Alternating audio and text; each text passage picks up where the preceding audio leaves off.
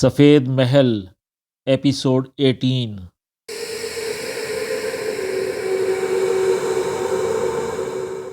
کامران کے پاس اس سوال کا کوئی جواب نہ تھا۔ اس نے پورے اطمینان سے گالٹا کی طرف دیکھا اور پر اعتماد لہجے میں بولا، گھبراؤ مت ورنہ سارا کھیل بگڑ جائے گا۔ میری سمجھ میں یہ بات نہیں آ رہی کہ اس وقت کون یہاں آ گیا، گالٹا نے خود پر قابو پاتے ہوئے کہا۔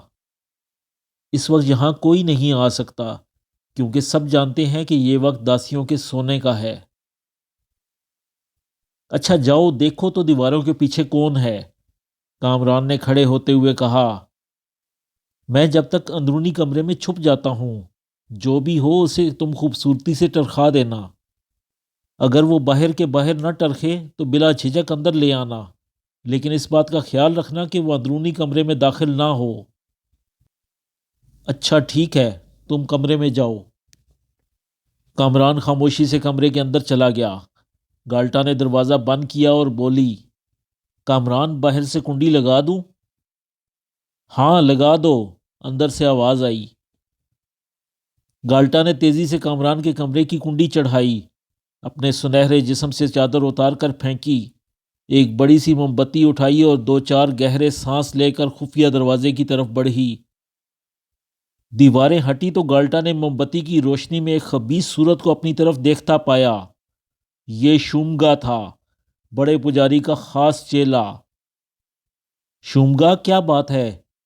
گالٹا نے اسے اندر آنے کا راستہ نہ دیا اور اپنے ہونٹوں پر تبسم بکھیر کر بولی، کیا بڑے پجاری کا کوئی پیغام لے کر آئے ہو؟ پیغام تو میں اپنا لے کر آیا ہوں، وہ توندو تو پڑا سوتا ہے۔ شاید تم اس کی غفلت سے فائدہ اٹھانا چاہتے ہو۔ وہ اگر جاگتا بھی ہوتا تو میرا کچھ نہیں بگاڑ سکتا، میں اس سے زیادہ طاقتور ہوں، اس سے زیادہ علم جانتا ہوں۔ آج سے بڑا پجاری میں ہوں، اس کی تمام داسیاں آج سے میری ہیں، تم بھی میری ہو، چلو اندر۔ شاید تم نشے میں ہو اور نہیں جانتے کہ تمہاری اس حرکت کا کیا نتیجہ نکلے گا، بڑا پجاری تمہیں پون کر رکھ دے گا۔ وہ توندو تو خیر مجھے کیا بھونے گا، البتہ تم اپنے حسن کی آگ جلا کر مجھے ضرور خاکستر کر سکتی ہو۔ شومگا نے چوم کر اپنا ہاتھ بڑھایا اور پھونک مار کر موم بتی گل کر دی۔ گالٹا تیزی سے پیچھے ہٹی، شومگا بھی یہی چاہتا تھا۔ اس نے اندر آ کر پہلے دیواریں برابر کیں، پھر گالٹا کا ہاتھ پکڑ کر کھینچتا ہوا کمرے کی طرف بڑھا۔ کمرے کے دروازے پر پہنچ کر اس نے گالٹا کو زور سے دھکا دیا۔ وہ فرش پر اوندے منہ گرتے گرتے بچی۔ اس اثنا میں شومگا اندر سے دروازہ بند کر کے کنڈی چڑھا چکا تھا اور خباثت سے ہنستا ہوا آگے بڑھ رہا تھا۔ گالٹا نے چادر سے اپنا جسم ڈھک لیا اور غصے سے بولی، شومگا ہوش میں آؤ، کیوں اپنی موت کو دعوت دیتے ہو؟ بڑے پجاری کو یہ سب معلوم ہو گیا تو تمہاری تکہ بوٹی کر دے گا۔ شومگا نے چپٹ کر گالٹا کا ہاتھ تھام لیا اور اسے زور سے دباتے ہوئے بولا، موت کو نہیں، آج تو میں نے زندگی کو دعوت دی ہے۔ تمہیں اگر اس توندو کا اتنا ہی خیال ہے تو خوب چیخو چلاؤ، شاید وہ تمہاری مدد کو آ پہنچے۔ پھر شومگا نے گالٹا کا ہاتھ پکڑ کر زور سے اپنی طرف کھینچا۔ اس جھٹکے کی وہ تاب نہ لا سکی اور اس کے سینے سے آ لگی۔ تب ہی دروازے کی کنڈی خود بخود ٹوٹ کر دور جا گری اور دھاڑ سے دروازہ کھلا۔ شومگا نے چونک کر پیچھے دیکھا تو دیکھتا ہی رہ گیا، دروازے پر دیوتا کے گھر کا سب سے بڑا پجاری موجود تھا۔ گالٹا شومگا سے اپنا ہاتھ چھڑا کر بڑے پجاری کی طرف لپکی اور اس سے کچھ کہنا چاہا، لیکن بڑے پجاری نے ہاتھ کے اشارے سے اسے بولنے سے روک دیا اور خود بولا، میں سب جانتا ہوں۔ پھر بڑا پجاری خونخوار نظروں سے شومگا کو دیکھتا ہوا آگے بڑھا۔ بڑے پجاری کو دیکھ کر شومگا کی سٹی گم ہو گئی تھی۔ وہ خجل سا سر چکائے کھڑا تھا۔ بڑے پجاری نے اس کے نزدیک پہنچ کر اپنے پاؤں سے کھڑاؤں اتاری اور تاڑ تاڑ اس کے سر پر برسانے لگا۔ اب تو کبھی ایسی حرکت کرے گا؟ بڑے پجاری نے ہاتھ روک کر پوچھا۔ نہیں گرو جی، کبھی نہیں۔ شومگا سر جھکائے بولا، جا پھر نکل جا یہاں سے، اس مرتبہ اتنی سزا کافی ہے، آئندہ تجھے زندہ نہیں چھوڑوں گا۔ شومگا اپنے دل میں نفرت کی چنگاری چھپائے فوراً ہی گالٹا کے کمرے سے نکل گیا۔ شومگا کے جانے کے بعد بڑے پجاری نے اسے مسکرا کر دیکھا اور بولا، اچھا میں چلتا ہوں، تم آرام کرو۔ بڑے پجاری کے جانے کے بعد گالٹا نے جلدی سے خفیہ دروازہ بند کیا اور کمرے میں آ کر اندرونی دروازہ کھولا۔ کامران مسکراتا ہوا دروازے سے برآمد ہوا۔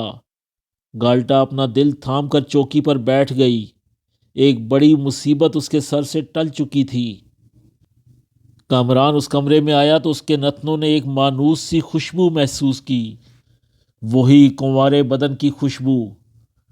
کامران نے گہری سانسیں لے کر چاروں طرف دیکھا، چاند کا دور تک پتہ نہ تھا۔ یہ خوشبو کیسی ہے؟ گالٹا اچانک گہرے گہرے سانس لے کر بولی، تم بھی محسوس کر رہی ہو اس خوشبو کو؟ ہاں، یہ تو بڑی مسحور کن خوشبو ہے، لیکن بڑا پجاری تو کبھی خوشبو استعمال نہیں کرتا، یہ آج اسے کیا ہوا؟ گالٹا نے تعجب سے گردن ہلائی۔ تب کامران کو یہ اندازہ کرنے میں دیر نہ لگی کہ آنے والا اصل میں بڑا پجاری نہ تھا، بلکہ بڑے پجاری کے روپ میں چاندکا تھی، جو اپنا کام کر کے بڑے آرام سے واپس چلی گئی تھی۔ واہ بڑے پجاری جی، خوب ہاتھ دکھایا، کامران نے ٹوٹی کنڈی کی طرف دیکھتے ہوئے کہا، کاش تم مجھے بھی اپنے ساتھ لے جاتے۔ دیوتا کا شکر ادا کرو کہ بڑے پجاری کو تمہاری بھنک نہیں ملی، ورنہ تم آج گئے تھے کام سے، گالٹا نے مسکراتے ہوئے کہا۔ اس کی آمد پر تو میری جان ہی نکل گئی تھی، اور میری جان اب نکلی ہے اس کے جانے پر۔ اتنا ہی افسوس ہے اس کے جانے کا، تو آؤ میرے ساتھ، میں تمہیں اس سے ابھی ملوا دیتی ہوں۔ تم پتہ نہیں مجھے کس سے ملوا دو گی، میں جس سے ملنا چاہتا ہوں وہ تو اپنی خوشبو چھوڑ کر جا چکا۔ پتہ نہیں تم کیسی بہکی بہکی باتیں کر رہے ہو۔ ہاں، اس کی خوشبو واقعی مجھے بہکا دیتی ہے۔ کس کی؟ اس کی جو مجھے صدیوں سے تلاش کرتی پھر رہی ہے۔ میری سمجھ میں کچھ نہیں آ رہا، تم کس قسم کی باتیں کر رہے ہو؟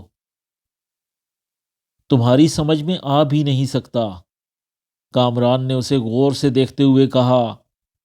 تم ان باتوں کو چھوڑو اور مجھے رسی لا کر دو تاکہ فرار کا راستہ تلاش کیا جا سکے۔ مجھے ڈر لگتا ہے کہیں بڑا پجاری پھر نہ آ جائے۔ نہیں، وہ اب نہیں آئے گا، وہ یہاں سے مطمئن ہو کر گیا ہے۔ تم رسی سے راستہ کس طرح تلاش کرو گے؟ تم مجھے رسی لا کر دو، پھر خود بخود تمہاری سمجھ میں آ جائے گا۔ رسی؟ گالٹا یہ کہہ کر کچھ سوچنے لگی، جیسے رسی کی جگہ یاد کر رہی ہو۔ ہاں، ذرا اس چوکی کے نیچے دیکھنا۔ کامران نے گالٹا کی بات سنتے ہی فوراً چوکی کے نیچے جھانکا تو خوشی سے اس کی باچھیں کھل گئیں۔ اسے جس قسم کی رسی چاہیے تھی وہ چوکی کے نیچے موجود تھی۔ اس نے چوکی کے نیچے سے رسی نکالی اور تیزی سے اسے کھولنے لگا۔ گالٹا اسے بڑی توجہ سے دیکھ رہی تھی۔ بس کام بن گیا، یہ تو خاصی لمبی رسی ہے، لیکن تم نے اسے کس مقصد کے لیے یہاں رکھا ہوا تھا؟ یہ رسی شروع ہی سے اس کمرے میں موجود ہے، مجھے نہیں معلوم اسے کس نے کمرے میں رکھا اور کیوں رکھا۔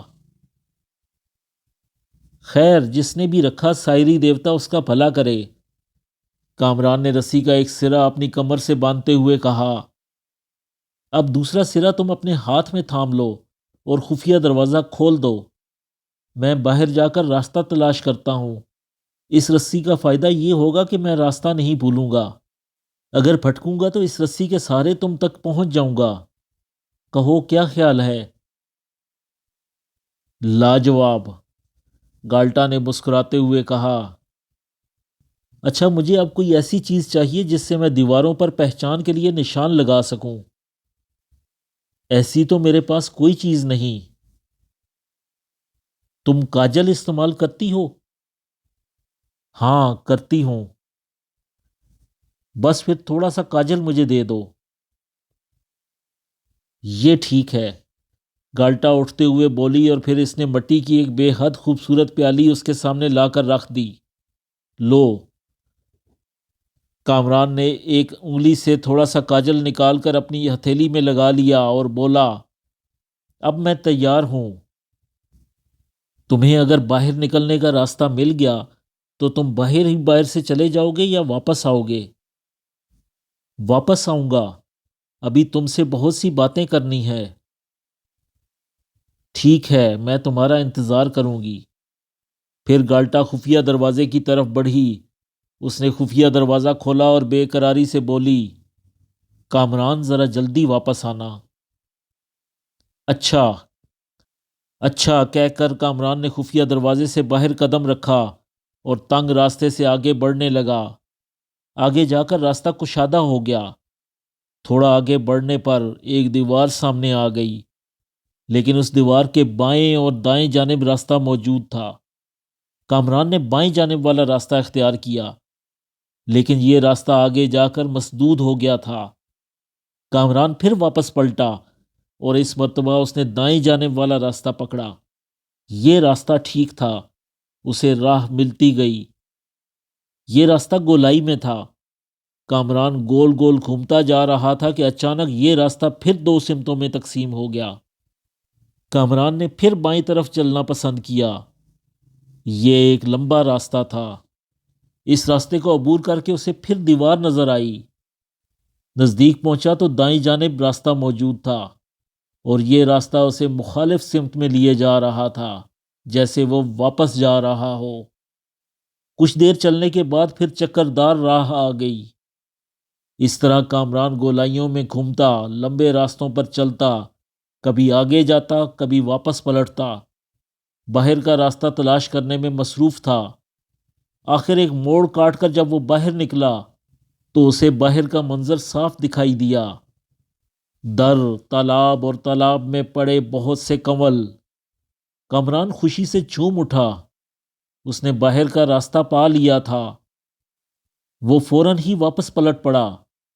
اب وہ ہر موڑ پر اپنے ہاتھ میں لگے کاجل سے دیواروں پر نشان لگاتا جا رہا تھا۔ رسی اس نے کمر سے کھول لی تھی۔ نشان لگانے کے ساتھ ساتھ وہ رسی بھی لپیٹتا جا رہا تھا۔ جلد ہی وہ خفیہ دروازے پر پہنچ گیا۔ گالٹا اس کے انتظار میں رسی کا سرا پکڑے دروازے پر ہی کھڑی تھی۔ اسے آتا دیکھ کر وہ بے تابی سے بولی، کیا ہوا؟ اندر چلو بتاتا ہوں۔ گالٹا نے جلدی سے خفیہ دروازہ بند کیا اور دونوں کمرے میں آ گئے۔ گالٹا خوش ہو جاؤ، میں نے باہر نکلنے کا راستہ تلاش کر لیا ہے۔ سچ؟ وہ پھول کی طرح کھل اٹھی۔ دن کے اجالے کی طرح سچ۔ ہائے، پھر مجھے اپنے ساتھ لے چلو۔ ابھی نہیں، کامران دو ٹوک بولا۔ کیوں؟ گالٹا اداس ہو گئی۔ میں تمہیں یہاں سے لے جا کر پجاریوں کو چکنا نہیں کرنا چاہتا۔ تم نے یہاں اتنے سال اس قید میں گزارے ہیں، چند روز اور انتظار کر لو۔ نہ صرف تمہیں آزادی مل جائے گی بلکہ یہاں قید ہر داسی آزاد ہو جائے گی۔ کیوں، کیا خیال ہے؟ کامران نے پوچھا۔ جیسی تمہاری مرضی، میں تمہاری خواہش کے مطابق چند روز اور انتظار کر لوں گی۔ میں نے تم پر اندھا اعتماد کیا ہے۔ میں تمہیں فرشتہ سمجھتی ہوں جو ہم مظلوموں کی مدد کے لیے زمین پر اترا ہے۔ اس میں کوئی شبہ نہیں کہ میں اس دیوتا کے گھر کو اس شیطانی ٹولے سے پاک کرنے آیا ہوں، لیکن میرا ناطہ آسمان سے نہیں زمین سے ہے۔ اپنی غلط فہمی دور کر لو۔ جی تو نہیں چاہتا، بہرحال تم کہتے ہو تو تمہیں ایک عام آدمی تسلیم کیے لیتی ہوں۔ گالٹا مسکراتے ہوئے بولی، اچھا یہ بتاؤ اب واپس کب آؤ گے؟ بہت جلد، کامران نے بڑے اعتماد سے کہا۔ تم ذرا اپنی بستی کا نام بتاؤ۔ میری بستی کا نام سارزہ ہے۔ سارزہ، یہ بستی کس طرف ہے؟ تم دیوتا کے گھر کی سیڑھیاں اتر کر جیسے ہی نیچے پہنچو تو بائیں جانب چل پڑنا، تم جلد ہی سارزہ پہنچ جاؤ گے۔ اور یہ شکران کدھر ہے؟ سیڑھیوں کے دائیں جانب جاؤ گے تو شکران میں داخل ہو جاؤ گے۔ اچھا، اب میں یہاں سے نکل جانا چاہتا ہوں، تم ذرا دروازہ کھولو۔ اچھا۔ گالٹا ٹھنڈی سانس لے کر اٹھی۔ آؤ۔ گالٹا نے خفیہ دروازہ کھولا اور ایک جانب اداس سی کھڑی ہو گئی۔ اداس ہونے کی ضرورت نہیں، سمجھ لو کہ تمہارے برے دن ختم ہوئے، میں بہت جلد تمہیں لینے آؤں گا۔ میں تمہارا شدت سے انتظار کروں گی کامران۔ کامران گالٹا سے رخصت ہو کر تیز تیز اس چکردار راستے کی طرف بڑھا۔ اب یہ راستہ کامران کے لیے آئینہ کی طرف شفاف تھا۔ وہ اپنے لگائے ہوئے نشانوں کے سہارے بے دھڑک راستہ عبور کرتا جا رہا تھا۔ آخر وہ پھر سے دروں والے برآمدے میں جا پہنچا۔ دیوتا کا گھر پہلے کی طرح سنسان پڑا تھا۔ برآمدے کی سیڑھیاں اتر کر اس نے تالاب والے صحن کو عبور کیا اور بڑے دروازے کی کھڑکی سے نکل کر دیوتا کے گھر کی سیڑھیاں اترنے لگا۔ سیڑھیاں اتر کر جب وہ پہاڑی کے دامن میں پہنچا تو خلاف توقع ابلا اسے درخت کے نیچے کھڑی نظر آئی۔ اگرچہ کامران نے ابلا کو درخت سے نہیں باندھا تھا، لیکن وہ درخت کے نیچے اس طرح کھڑی تھی جیسے اسے کسی نے باندھ دیا ہو۔ کامران نزدیک پہنچا تو ابلا اسے دیکھ کر ہنہنائی جیسے اس نے اتنی دیر سے آنے کی شکایت کی ہو۔ کامران نے پیار سے اس کی گردن تھپ تھپائی اور اس پر سوار ہو کر سارزہ کی طرف چل دیا۔ وہ ابھی زیادہ دور نہیں گیا تھا کہ اسے سامنے سے دو خچر سوار آتے ہوئے نظر آئے۔ وہ دونوں سوار یکساں لباس پہنے ہوئے تھے، لیکن ان میں ایک مرد تھا اور ایک عورت۔ یہ بات کامران کو اس وقت معلوم ہوئی جب وہ دونوں سوار خاصے نزدیک آ گئے۔ ان دونوں سواروں کے کندھے پر کلہاڑیاں رکھی ہوئی تھیں۔ کامران نے انہیں اشارے سے روکا۔ دونوں سواروں نے اپنے خچر روک لیے اور حیرت سے کامران کو دیکھنے لگے۔ وہ دونوں سوار کم عمر تھے اور اپنی شکل و صورت سے بھائی بہن دکھائی دیتے تھے۔ میں سارزہ جانا چاہتا ہوں، کامران نے دونوں کو بغور دیکھتے ہوئے کہا۔ وہ سامنے سارزہ ہے، لڑکے نے ہاتھ کے اشارے سے دور آبادی کی طرف اشارہ کیا۔ تم وہاں کس سے ملنے جا رہے ہو؟ اس مرتبہ لڑکی بولی۔ کامران نے اس پرکشش لڑکی کو غور سے دیکھا۔ اس کے سر پر ایک سفید رومال بندھا ہوا تھا۔ ایسا ہی رومال لڑکے کے سر پر بھی تھا۔ اس لڑکی کو دیکھ کر کامران کو جانے کیوں گالٹا یاد آ گئی۔ اس لڑکی کے نقش گالٹا سے بڑے ملتے جلتے تھے۔ میں گالٹا کے باپ سے ملنا چاہتا ہوں۔ کامران نے ایک ہوائی تیر چھوڑا اور دونوں کے چہرے غور سے دیکھنے لگا۔ گالٹا کا نام سن کر وہ دونوں چونک اٹھے۔ انہوں نے ایک دوسرے کو تحیر آمیز نظروں سے دیکھا۔ تم گالٹا کو کیسے جانتے ہو؟ لڑکی نے پوچھا۔ یہ سوال مجھ سے صرف گالٹا کا باپ کر سکتا ہے۔ میں گالٹا کا بھائی ہوں اور یہ میری چھوٹی بہن۔ اس مرتبہ لڑکے نے مداخلت کی۔ میرا شبہ ٹھیک ہی نکلا، مجھے تم دونوں گالٹا کے بہن بھائی ہی لگے تھے، کامران نے مسکراتے ہوئے کہا۔ تم دونوں کہاں جا رہے ہو؟ ہم دونوں لکڑیاں کاٹنے جا رہے تھے، لیکن اب نہیں جائیں گے۔ آؤ ہمارے ساتھ، ہمارے گھر چلو۔ یہ کہہ کر دونوں نے اپنے خچر آبادی کی طرف موڑ لیے، جبکہ کامران کا رخ پہلے ہی آبادی کی طرف تھا۔ ان دونوں نے کامران کو درمیان میں لے لیا، لڑکی بائیں جانب تو لڑکا دائیں جانب۔ تینوں آہستہ روی سے آبادی کی طرف چل دیے۔ اے مسافر، تم اپنے لباس اور چہرے مورے سے کسی دور دراز علاقے کے معلوم ہوتے ہو، اور اس سے پہلے ہم نے تمہیں کبھی نہیں دیکھا۔ پھر تم ہمیں یہ بتانا پسند کرو گے کہ تم ہماری بہن سے کس طرح واقف ہو اور ہمارے باپ سے کیوں ملنا چاہتے ہو؟ لڑکی نے بڑی شائستگی سے سوال کیا۔ تم سب کے لیے میرے پاس ایک اہم اطلاع ہے، اور ہاں، میرا نام کامران ہے۔ تم لوگوں کو میں کیا کہوں؟ کامران نے لڑکے کی طرف دیکھا۔ میرا نام سگرام ہے، لڑکے نے بتایا۔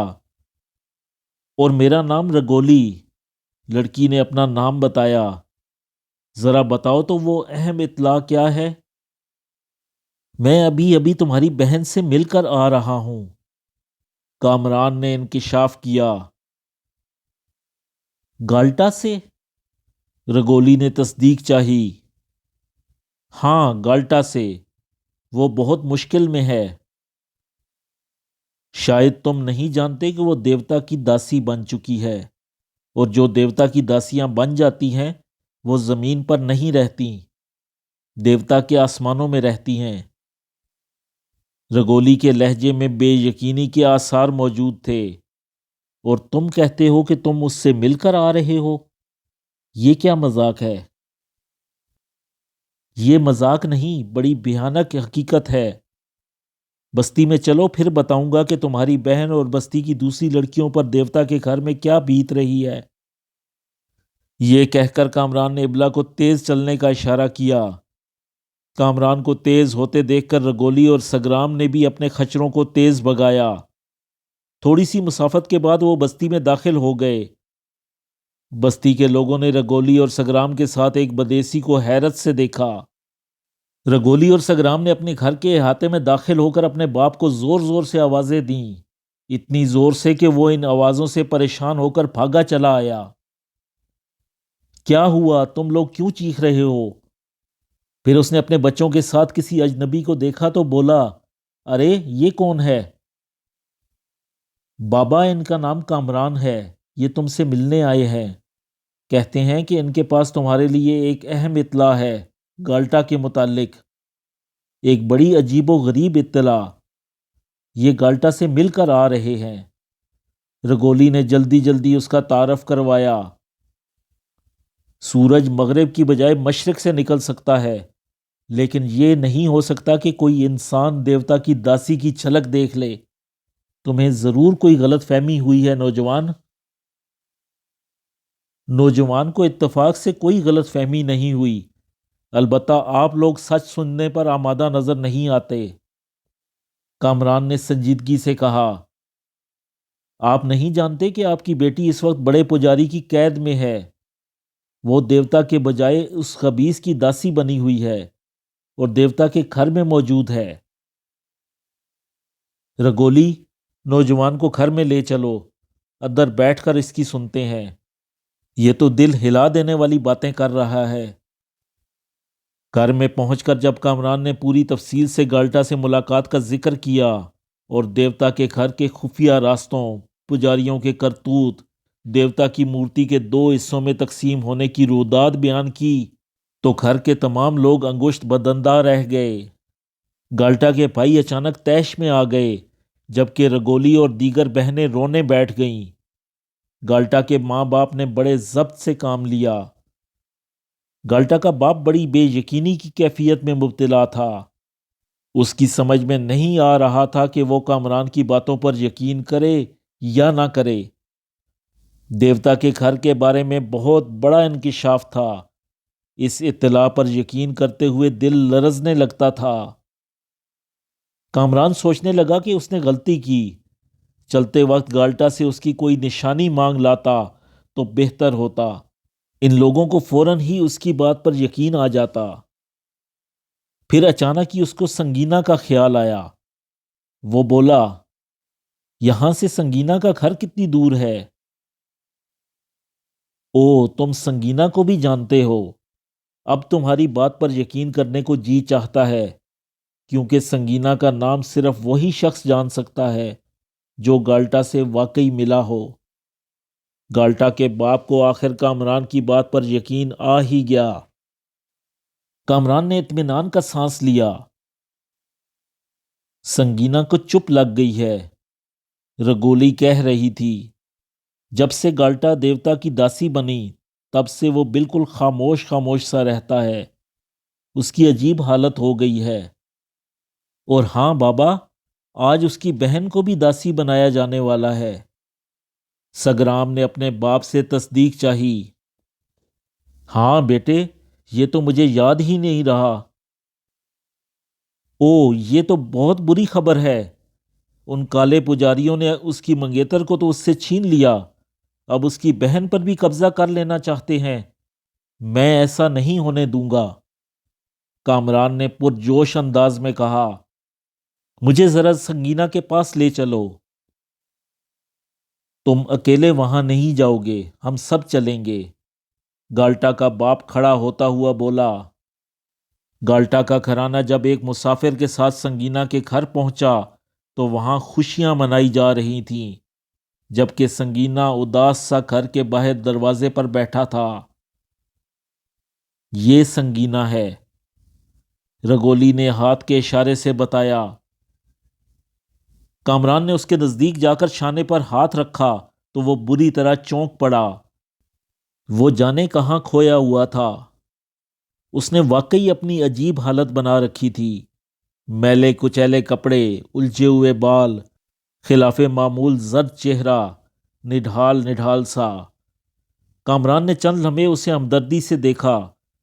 وہ اس سے بات کرنے کے لیے مناسب الفاظ تلاش کر رہا تھا۔